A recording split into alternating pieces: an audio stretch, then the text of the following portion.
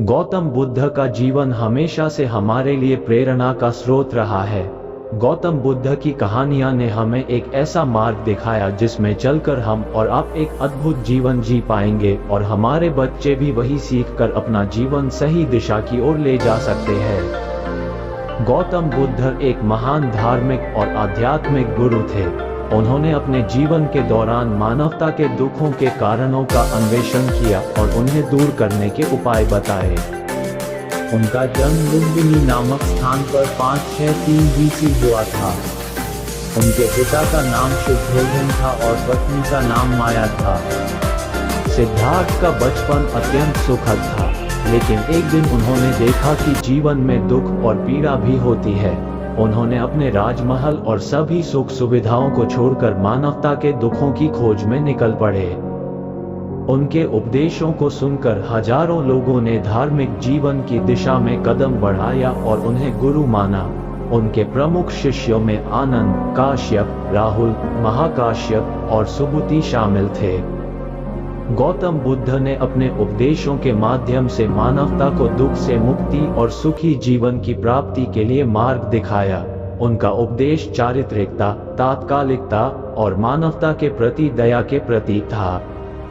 गौतम बुद्ध का पुत्र राहुल नामक था, जिन्होंने उनके संगीति से वनवास में ही निर्वाण प्राप्त कर लिया। उनके उपदेशों ने एक नए धार्मिक संचार की शुरुआत की, जिसे बौद्ध धर्म के रूप में जाना जाता है। हमारी ऐतिहासिक भूमि पर कई महान से व्यक्तियों ने जन्म लिया है, जिन्हें हम भगवान के रूप में आज भी पूजते हैं। जबकि वो हम जैसे मामूली इंसान ही थे, उनके पास कोई दिव्य शक्ति नहीं थी, फिर वे भगवान बने क्योंकि वे जागृत और दयालु थे। इस जग में जितने पशु पक्षी थे, उनसे वे बहुत प्रेम करते थे। उन्होंने हमें शांति, अहिंसा का पाठ पढ़ाया। आज ऐसे ही ज्ञानी पुरुष गौतम बुद्ध की कहानी के बारे में हम जानेंगे।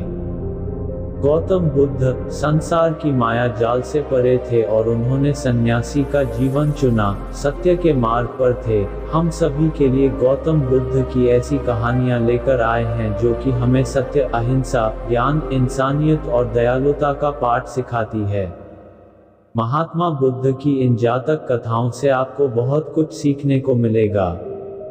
मृगरूरों की कहानी बहुत प्राचीन समय की बात है। एक जंगल था। उस जंगल में मृगरूरू रहता था।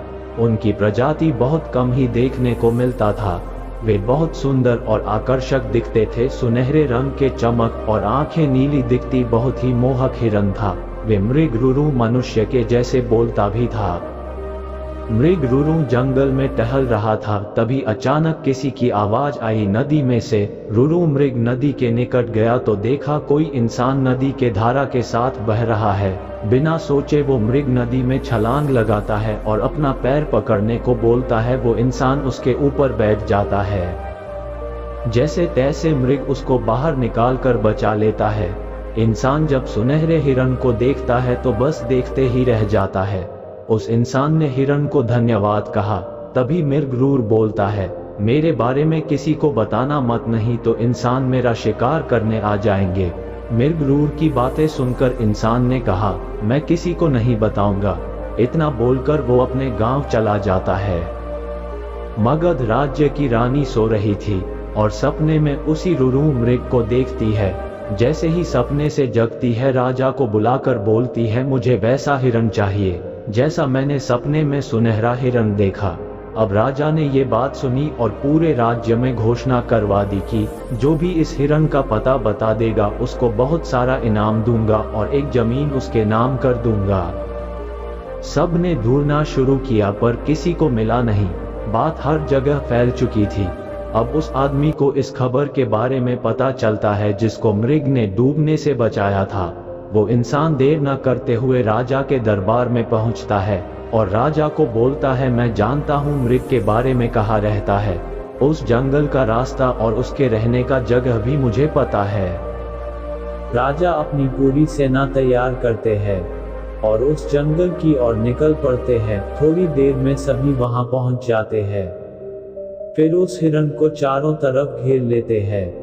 जैसे ही सैनिक और राजा अपनी तीर चलाने वाले होते हैं, तभी हिरन बोलता है कि मेरा पता किसने बताया। तभी राजा उस हिरण को बोलता देख अचंभित हो जाते हैं और उस आदमी की तरफ इशारा करते हैं जिसने उनको बताया था। वो हिरण बहुत दुखी होकर बोलता है, सूखी लकड़ी को डूबता देख निकाल दो पर किसी इंसान को नहीं। ऐसा सुन राजा बोलते हैं, क्या मतलब?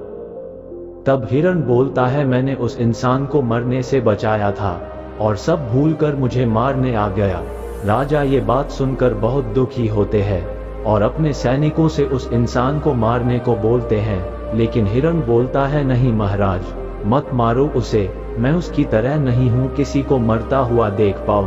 राजा इतना करुणा देख उस हिरण के मन में बहुत प्रभावित होते हैं। ये जानवर इंसान की मदद करते हैं, तब भी हम इनको क्यों जान से मारते हैं? ऐसा सोचकर राजा उस हिरण को बोलते हैं, मैं तुम्हें नहीं मारूंगा, लेकिन तुम्हें मेरे महल में कुछ दिनों के लिए आकर रहना होगा और हमें अपनी सेवा करने का मौका दो। राजा की ये बात सुन हिरण ने स्वीकार किया और कुछ ही दिन महल में रहकर वापस जंगल वापस लौट गया और वहीं रहने लगा। हिरण एक जानवर होकर सबको इंसानियत का पाठ पढ़ा गया। कहानी से सीख। ये कहानी से हमें ये सीखने को मिलता है, किसी के एहसान को हमें कभी नहीं भुलाना चाहिए। अगर किसी के साथ हम धोखा या विश्वासघात करेंगे तो कोई हम पर कभी भरोसा नहीं करेगा।